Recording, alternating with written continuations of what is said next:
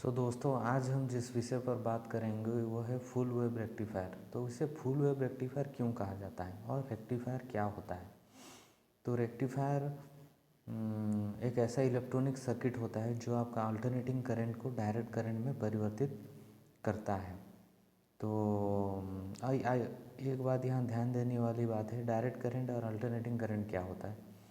तो alternating current जो हमारे घरों में बिजली का तार आता है उसमें अल्टरनेटिंग करंट आता है, जिसका मैग्नीट्यूड एंड डायरेक्शन पर लगातार बदलते रहता है।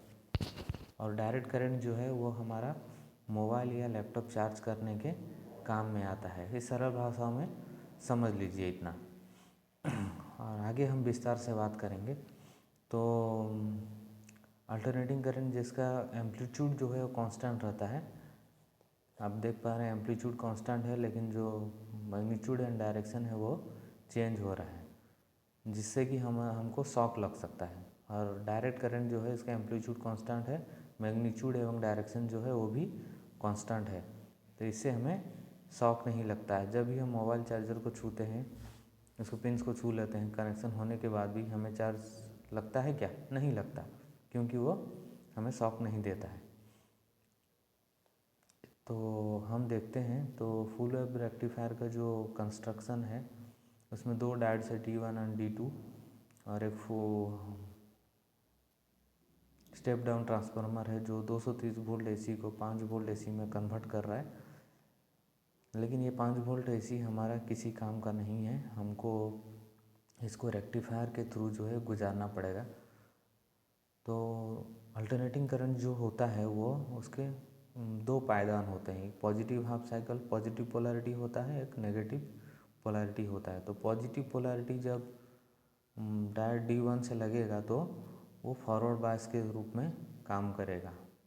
तो फॉरवर्ड बायस के रूप में काम करते हुए उसका डायरेक्शन कुछ इस तरह का होगा, इस तरह का होगा। तो उसका आउटपुट जो है वो बाद में हम ड्रॉ करेंगे। लेकिन जो दूसरा डायोड है उसके लिए करंट का डायरेक्शन आपका इंडक्टर कॉइल इस डायरेक्शन में रन कराने का कोशिश करेगा, क्योंकि करंट का डायरेक्शन इंडक्टर के लिए इस दिशा में है।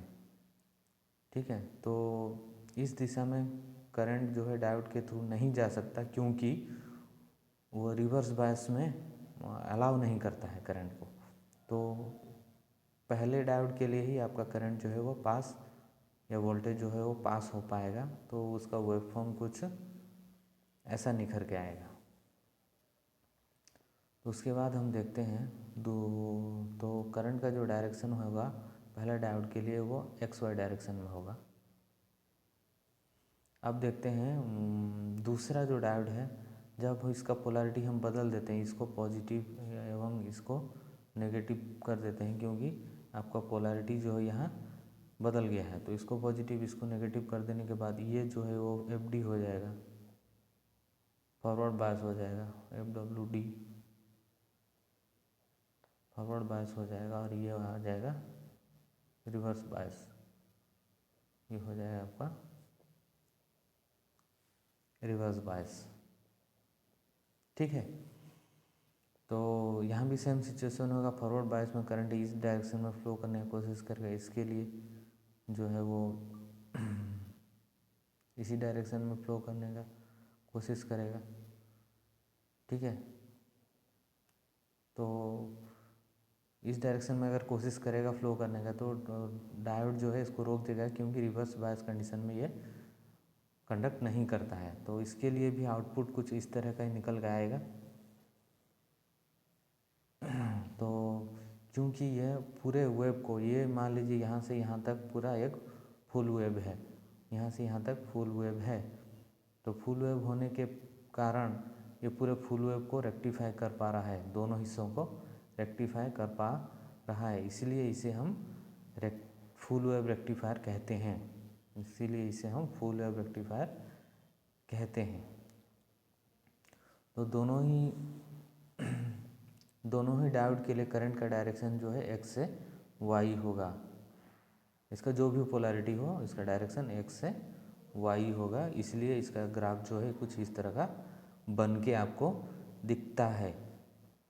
तो यहाँ एक चीज़ ध्यान देने वाली है, जो एफिशिएंसी होता है, लेकिन जो आउटपुट निकल के आया वो पल्सेटिंग